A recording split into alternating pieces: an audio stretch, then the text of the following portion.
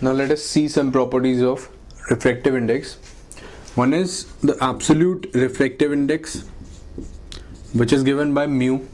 This is equals to c by v. c क्या होता है? Speed of light in vacuum.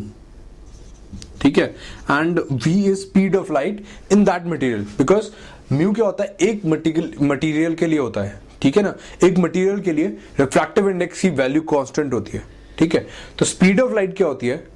हर एक material के अंदर अलग अलग होती है और वैक्यूम के अंदर अलग होती है. तो mu is given by C by V. अब वेलोसिटी क्या होती है? v is equals to F into lambda frequency into wavelength, या फिर c is equals to F into lambda not.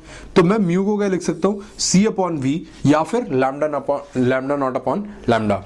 ठीक है, ये होता है एब्सोल्यूट रिफ्रैक्टिव इंडेक्स. ये आप अपनी बुक से भी पढ़ लेंगे. रिलेटिव रिफ्रैक्टिव इंडेक्स होता है यानी एक दूसरे मटेरियल के कंपैरिजन में, that is refractive index of 2 with respect to 1. तो क्या होगा? μ2 upon μ1. This will be c upon v2 upon c upon v1.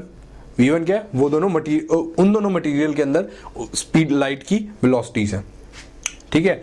So that will be equals to v2 by v1. ठीक है, ये चीज आप ध्यान रखेंगे. और या फिर मैं कह सकता हूं कि 1 μ2 इज इक्वल्स टू 1 अपॉन 2 μ1. ठीक है ना, ये आप कह सकते हैं. ठीक है. नाउ इसी की वजह से एक आता है हमारा principle of reversibility of light rays.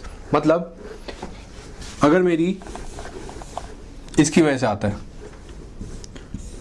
अगर लेटर सपोज ऐसे था और ये ऐसे जा रही है r and this is I, ठीक है, ऐसे गई, तो क्या हुआ?